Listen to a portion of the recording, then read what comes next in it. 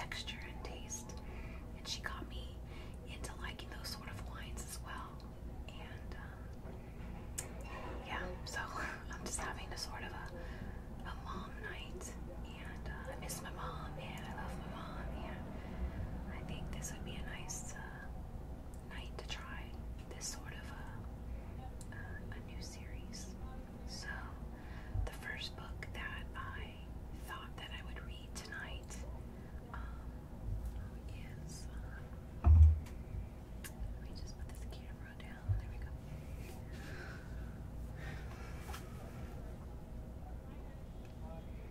The Little Boy and the Big Fish. This was one of my favorite children's books. I just really love this book, and it's the original book that I grew up with. You can see the binding is coming apart. It has been for some years now. I believe my grandmother gave this to my older brother. I believe this is a book that she brought into our family, my grandmother, and it became an instant favorite for all of us. So I think I would like to read you this book. Okay, so let's just begin. The Little Boy and the Big Fish.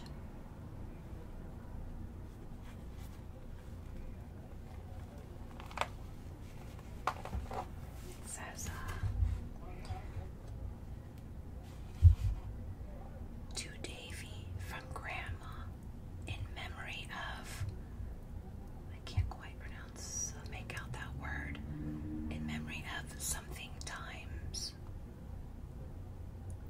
I'm not really sure what that says.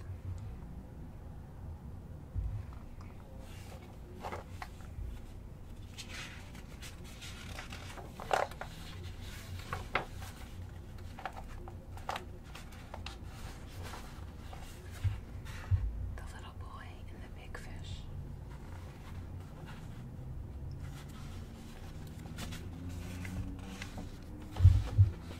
This was written in 1969 from an author in Switzerland.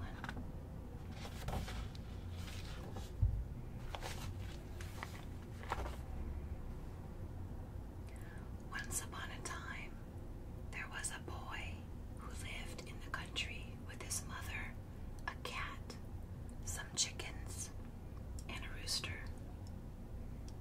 He loved to go fishing. Sometimes he caught one or two fish, but most of the time he dreamed about catching a great big fish. Early one morning, he took his fishing rod and went down to the lake to try his luck. It was a fine day, and when he had reached the water's edge, he found a comfortable place, baited his hook, and began to fish.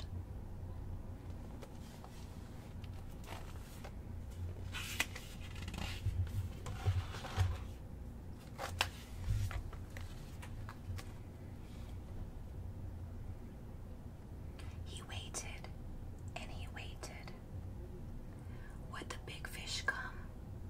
The water was still and the weather was just right for fishing.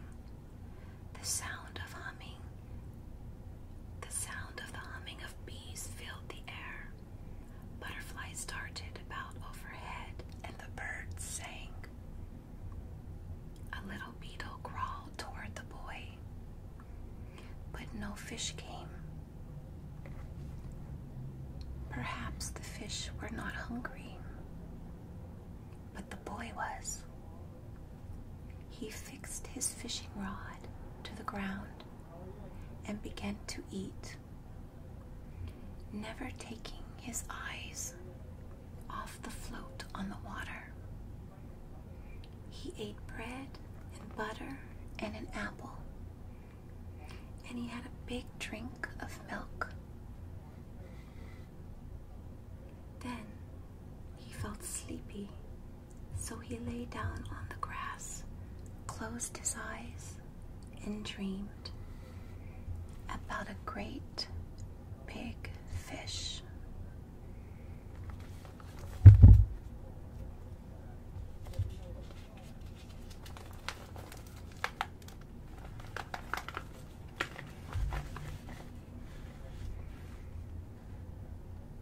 Suddenly, a noise awakened him.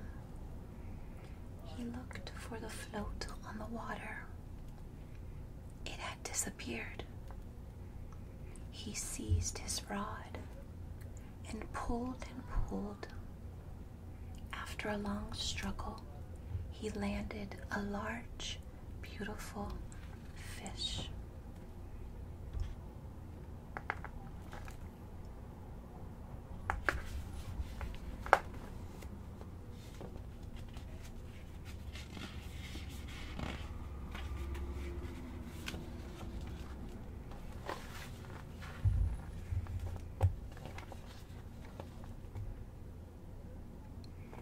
He could not believe his eyes. He put the fish under his arm and hurried off home. On the way, he met a farmer who said, "I'll buy that fish from you. It'll be just right for dinner." But the boy did not want to sell. "Nobody shall eat my fish," he replied. "I want him to live and be happy."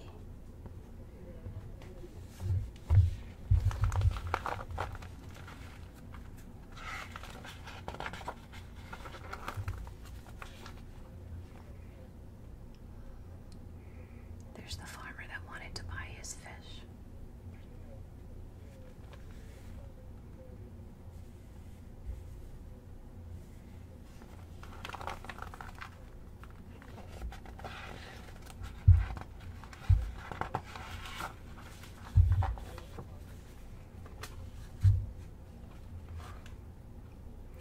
His mother was amazed when he saw how big the fish was.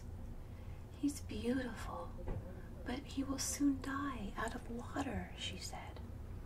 "Perhaps he could live in the bathtub," said the boy. Quickly, his mother filled the tub with water.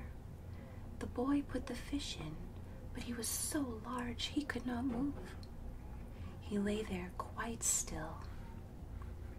He looked sad, and this made the boy sad too. He said to the fish, "I will go and fetch some flowers to put beside the tub so that you will feel more at home." When he had done that, he read to the fish. He chose nice stories about animals. The fish seemed to listen, but still he was unhappy.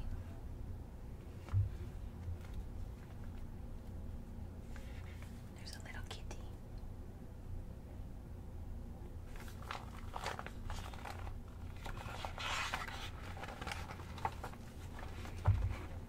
There's the boy reading to his fish in the bathtub. I always love that blue bathtub. It's so beautiful.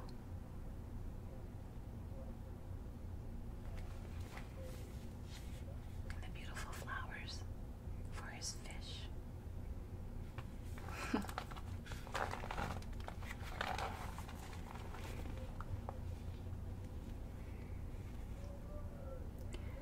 Next morning, the fish was pale and did not want to eat. The boy, who by now loved him dearly, took him to the doctor. The doctor put him on the table and gently opened his mouth. He had caught a cold, he said, and tied a bandage around his throat. The doctor gave the boy a bottle of medicine. 1 spoonful 3 times a day was written on the label. Then the boy hurried home through the town with the fish tucked under his arm. The fish had never seen a town before. The traffic and the crowds of people frightened him, but he trusted the boy.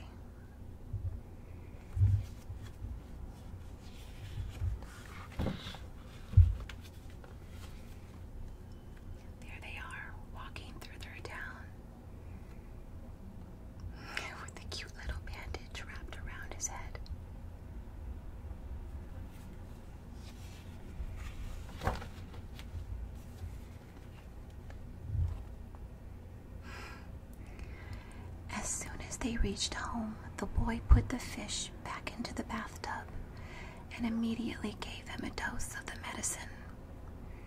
The fish was glad to be back in the water. Tomorrow I'll be quite well again, he thought, and with hope in his heart he fell asleep. And as he slept, he dreamed that his fins became wings. He flew out of the window. He saw the little house and the trees below. Above him the moon was shining.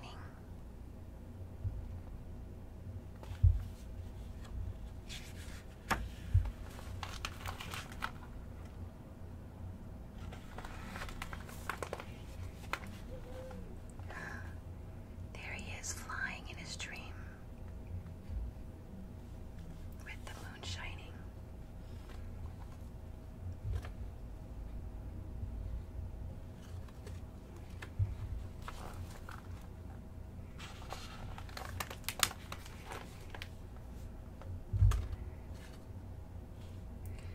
Then he saw the lake, his old home.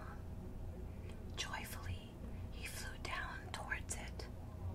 He felt cool water lapping around him, and he awoke to find that he was in the bathtub. The beautiful dream was over.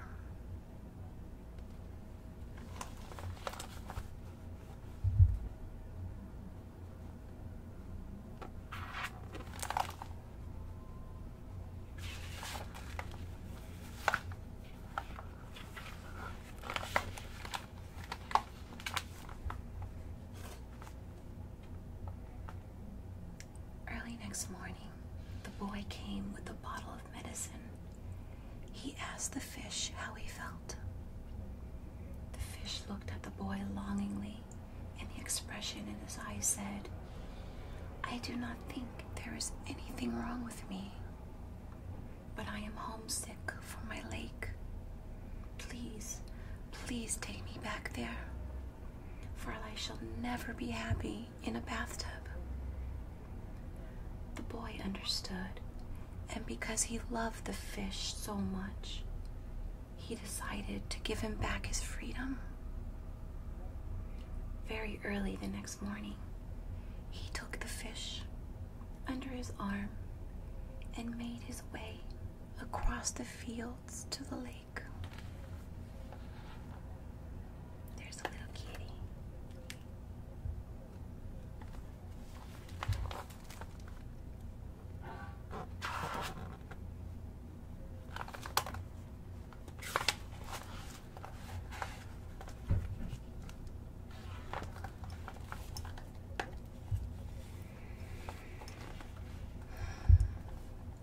At the water's edge, the boy said goodbye to his friend and put him gently in the water.